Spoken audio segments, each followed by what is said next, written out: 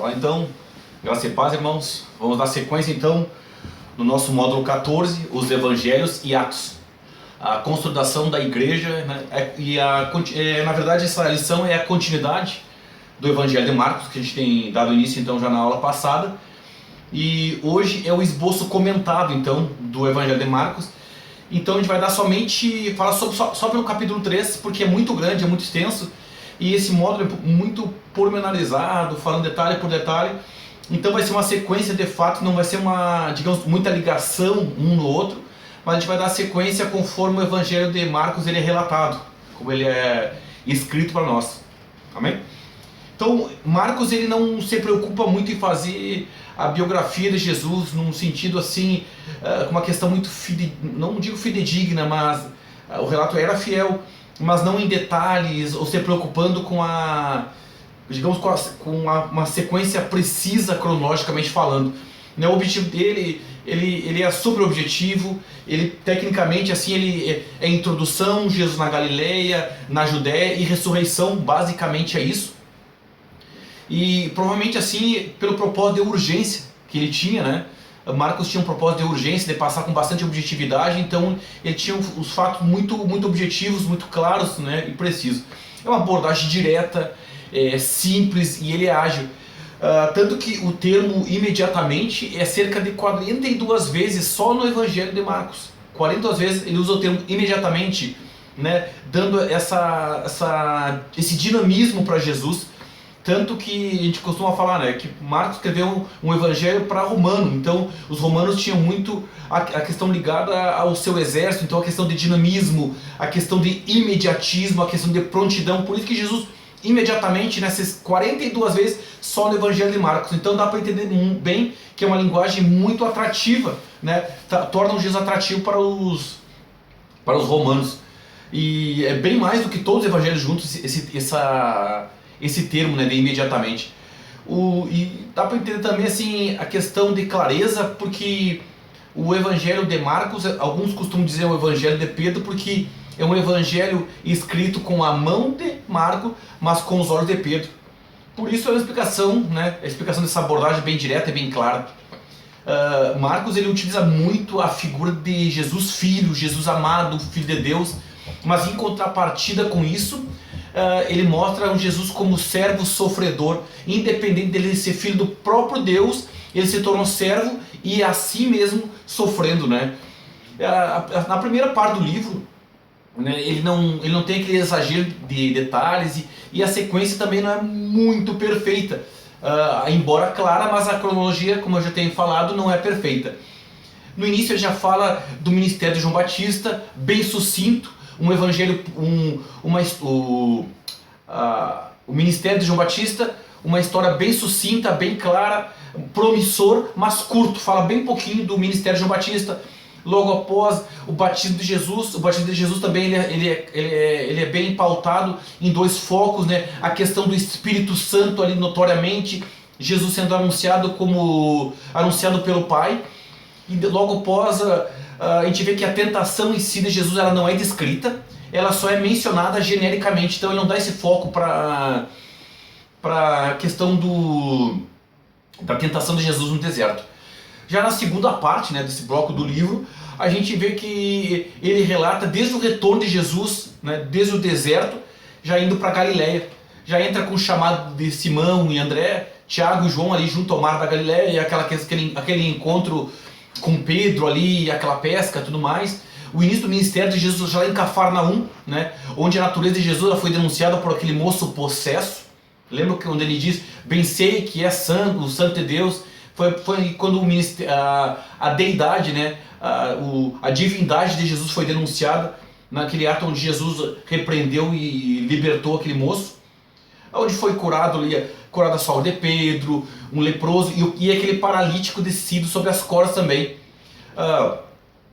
Não era novidade Jesus perdoar, não era novidade, na verdade, a novidade era Jesus perdoar, porque até então Jesus curava, Jesus fazia milagres, mas este fato em si do moço descido, esse homem descido pelas cordas, né, pelos seus amigos ali no telhado daquele ambiente, a novidade foi quando Jesus diz, teus pecados são perdoados. ali Jesus, ele denuncia que ele é Deus, porque somente Deus tinha essa prerrogativa, somente Deus tem a prerrogativa de perdão de pecado. E aí começa, na verdade, um dos atos que começa ali turbar o coração daqueles que já olhavam Jesus com um olhar de inveja, com um olhar de maldade, os fariseus, escribas, né? Toda aquela horda de religiosos ali. Marcos também, ele enfatiza desde o princípio do evangelho, e dá muita ênfase na questão da oração, Jesus acompanhando todas as questões onde Jesus orou, ele acompanha e ele registra. Menciona também o chamado de Levi, o próprio Mateus, registra Jesus comendo com pecadores, aquele banquete oferecido por Levi próprio, né? Cobrador de impostos. Jesus ele sempre teve essa questão de não se abater por falar com uma mulher, não se abater ao falar com um pecador, a se aproximar de um publicano, um cobrador de impostos. Jesus, ele sempre deu a ênfase que a cura viria para os doentes, né? Que ele viria para os doentes, não para os sãos.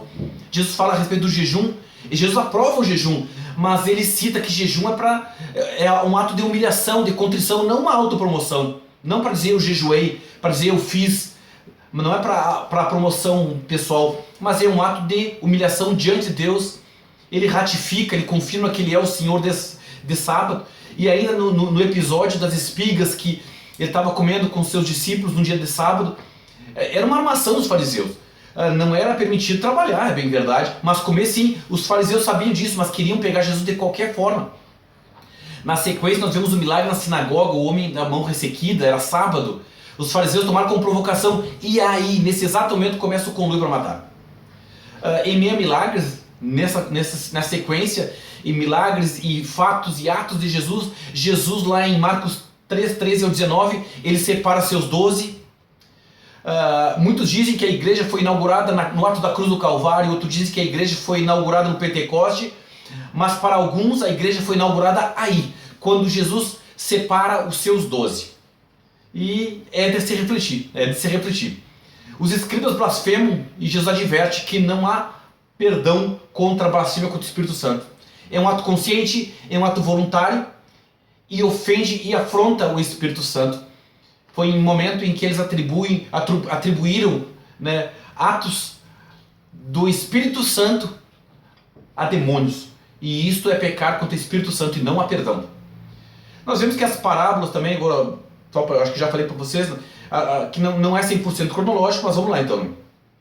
Na sequência, a travessia do mar, onde Jesus vai até Gadara, onde ele vai lá e encontra aquele homem possesso junto a sepulcros.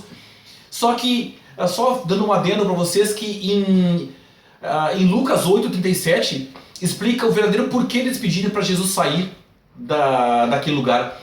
Muitos dizem que foi porque ele matou os porcos, que foi por causa dos porcos. Não, mas nos 3 evangelhos fala a respeito do gadareno. Mas em Lucas 8:37 fala que eles rogaram para Jesus sair porque eles ficaram atemorizados.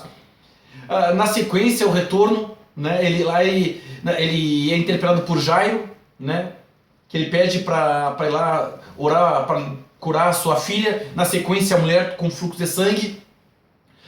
Após disso, Jesus ele se dirige a Nazaré, onde ele foi rejeitado, e depois de pregar na circunvizinhança ali, ele comissionou os seus discípulos, né, a pregar.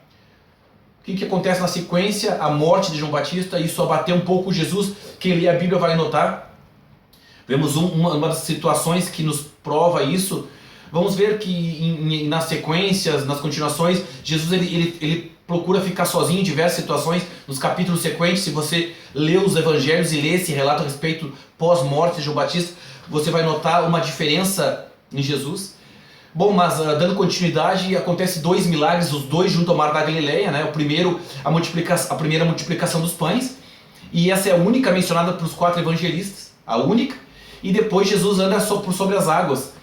Esse é um fato que Jesus manda os discípulos ir adiante, que ele quis ficar à parte, quis ficar sozinho, e lá pela noite, os discípulos cansados de lutar contra o mar, Jesus vai e caminha por sobre as águas. Abruptamente, então, deixa Betsaida e encontra já em Genezaré, e lá muitos enfermos. muitos enfermos, muitas pessoas para ele curar. Entra em questão com os fariseus o que contamina, né? E aí Jesus fala que o que sai é o que contamina e não o que entra. Essa situação, essa discussão entrou porque os discípulos não lavavam as mãos para comer. Encontramos também nesse contexto a seguir a mulher cirofenícia, né? A mulher cananeia, aquela mulher que foi após Jesus, insistiu com Jesus por causa da sua filha, e Jesus chamou de cachorrinho, né? Que não é lícito não pegar comida da sua mesa e dar aos cachorrinhos. Um texto muito polêmico, mas a questão não é explicar, mas dar sequência no nosso estudo de hoje. Outra questão que é muito também, é um pouco polêmica, a questão daquele surdo gago que Jesus cuspiu-lhe a língua. A Bíblia fala que cuspiu-lhe a língua. Um diz que cuspiu no chão, outro, mas não tem base nenhuma. Diz a lei, Jesus cuspiu-lhe a língua. É muito fato para lembrar, para falar. Eu sei que não é fácil para vocês. Depois tem a segunda multiplicação dos pães. E uma coisa que é bem interessante, a segunda, porque o número ele aumenta muito. Porque nessa contagem ele cita apenas contagem de homens, então se contar com filhos, esposas, pessoas idosas, né, ou tudo mais, então o número triplica ou até mesmo quadruplica. Até porque essa mesa é muito grande. Os fariseus nesse inteirinho, a sequência, eles pedem um sinal do céu e Jesus se retira, né? E parafraseando, ele diz que não adiantaria mandar sinais, porque já houveram sinais no passado e não adiantaria, eles não iriam aceitar, eles queriam na verdade era testar Jesus. Jesus fala do fermento dos fariseus e até no próprio módulo fala que às vezes um exemplo de uma pequena palavra, uma pequena dúvida no coração, né? Ele enferma todo o corpo, ele enferma toda uma mente, um pequeno mal, uma pequena palavra, o pecado, uma pequena atitude pode incendiar milhares. Em direção às aldeias de Cesareia, já em direção então às aldeias de Cesareia de Filipe, Jesus pergunta: o que dizem os homens e vocês próprios de mim? Jesus interpela ele, e é nessa questão, e é nessa situação que Pedro diz: tu és Cristo, o Filho de Deus vivo, né? E Jesus fala que não foi carne e sangue que ele revelou, mas o próprio Deus vivo. Mas aí Jesus fala que vai morrer e tudo mais, e aí Pedro tenta persuadir, né, dissuadir Jesus, e aí no momento Pedro é revelado por Deus dá uma revelação a Pedro, e na sequência nós vimos Satanás, né, inflamando, tentando usar Pedro para que Jesus não fosse até a cruz, e aí Jesus diz: para trás de mim, Satanás. E aí ele fala que os discípulos devem levar a sua cruz, né? Quem quiser seguir a Jesus deve levar a sua cruz. E Jesus fala que seria morto, e aquele que quiser ganhar a sua vida iria perder. No capítulo 9, nós vemos ali a deidade, né, do próprio Jesus Cristo, nós vemos a questão da transfiguração, e Jesus fala também da vinda escatológica de Elias. Vem a cura de um lunático com sintoma, aquele sintoma que espumava e rangia os dentes. Já em Cafarnaum, vamos já pulando lá para Cafarnaum, ele acalma os ânimos dos seus discípulos, aqueles que queriam ser o maior no reino dos céus. Imagina, Jesus naquele plano da cruz e eles queriam saber que era o maior. Também ele ensina, neste contexto, a tolerar seu próximo. Diz, quando vieram relatar eles que muitos estavam curando ou fazendo acontecer no nome de Jesus, de olha, quem não é contra nós é por nós. E é uma coisa que tem sido muito corriqueira nesses tempos, né? De uns contra os outros, denominações contra denominações, mas na verdade o evangelho precisa ser pregado, né? E a ordem é pregar o evangelho. Então que não é contra nós é por nós.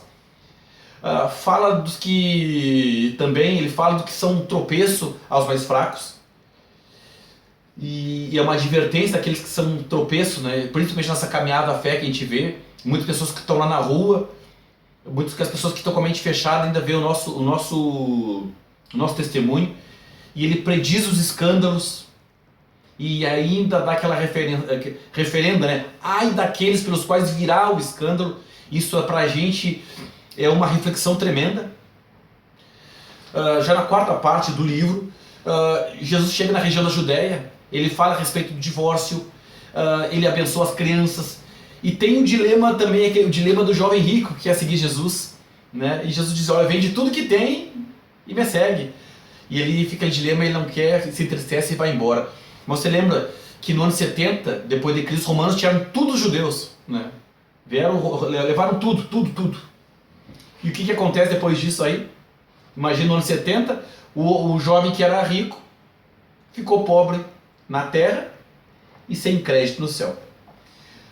Fala ainda nesse contexto de dinheiro, nessa questão de bens, ele fala a questão do camelo no buraco da agulha. Tem muitas teorias. Uns falam que era literalmente um camelo passando na agulha, que era uma porta, um portal onde passavam as ovelhas, que era difícil um camelo se abaixar ou passar ali no fundo da agulha, que seria um portal onde passavam as ovelhas. Ou outros já dizem também que seria literalmente um camelo, o animal passa por fundo da agulha. Das duas formas seria algo muito difícil, onde fala que seria mais fácil um camelo passar no fundo da agulha do que um rico entrar no reino dos céus. Seria, das duas formas seria uma comparação para dar uma dificuldade, mas não é impossível. Também ali aos filhos de Zebedeu, Tiago e João, quando vieram conversar com Jesus, ele garantiu-lhe o mesmo cálice. Que cálice que era? O cálice do martírio, que ele mesmo provaria. Então Jesus disse a eles que eles também seriam martirizados. Fala a respeito do cego de Jericó, e nessa sequência, não como João, né? Ele fala apenas um cego, né? E ainda dá o nome Bartimeu, filho de Timeu. Alguns sustentam que são duas histórias distintas, mas nós cremos que é uma história apenas. Se Jesus cura um cego, dois cegos, três cegos, quatro cegos, quem cura um, cura dois, cura três, cura quatro. A questão está no milagre, e a ênfase foi dada no cego que foi curado. Na quinta parte desse módulo, nós entramos já na entrada triunfal, já inicia com a entrada triunfal de Jesus em Jerusalém. Nós vamos já para os tempos funestos, né? A grande entrada. E Jesus fala sobre o grande mandamento, o Shema, ama o Senhor teu Deus, né?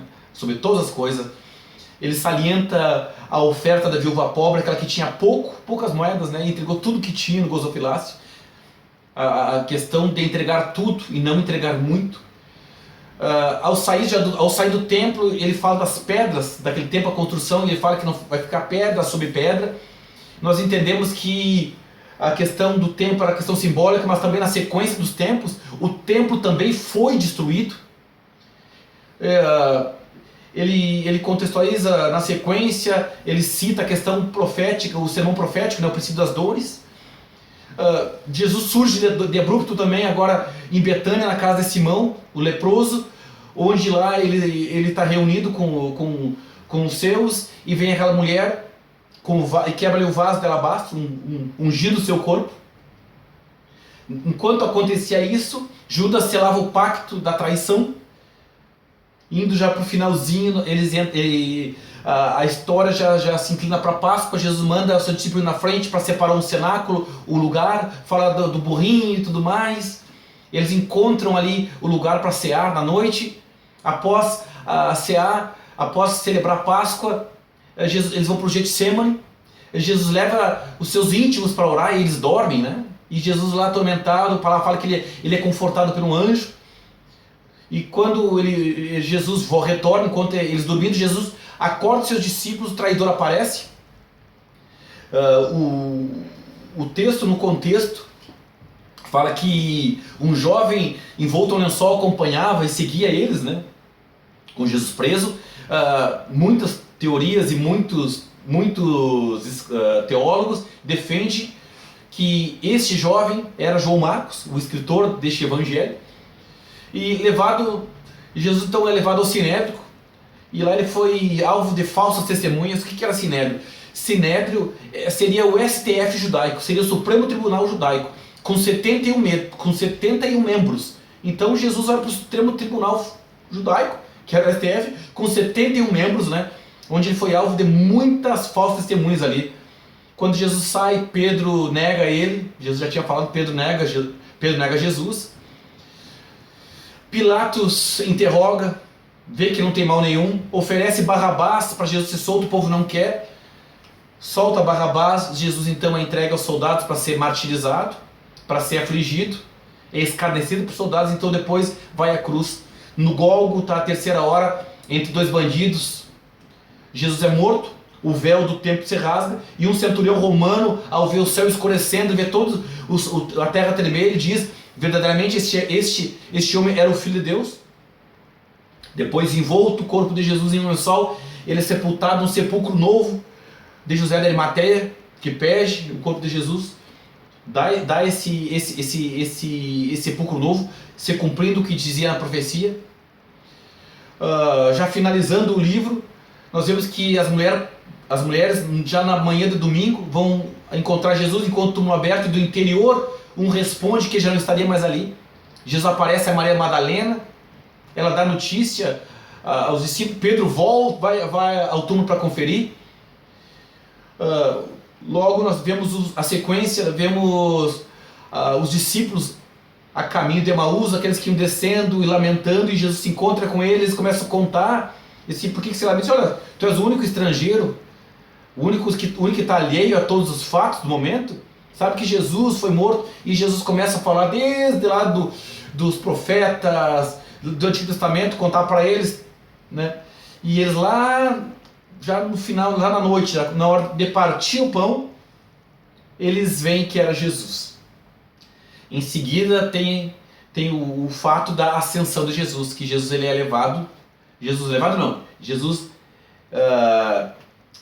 vai aos céus, né? Jesus não é levado por ninguém, Jesus ele sobe aos céus, então, que é o momento da ascensão. Nós vemos que em Marcos também tem um pouquinho de parábola, que não foi citado, tem a parábola do semeador, o semeador saiu a semear, nós vemos que a semente foi largada em diversos solos. Tem a parábola da candeia, a candeia não é colocada num lugar abaixo, mas num lugar alto. Tem a parábola da semente, tem a parábola do grão de mostarda, dando ênfase na fé, e depois os lavradores maus. E nessa dos lavradores maus fala que um senhor tem uma terra, deixa arrendatários, e vai, quando volta, manda um servo, é morto, manda dois servos, é morto, cada vez que manda seu servo é morto, e no final ele manda seu filho, e os herdeiros vêm, e os maldosos ali vinham, não, esse é o herdeiro, vamos matar ele, vamos matar. E nós vemos que Jesus foi morto, o dono do universo, o dono de tudo. Mas Deus ainda está no comando, Deus sempre esteve no comando. E Jesus em breve voltará. Graça e paz.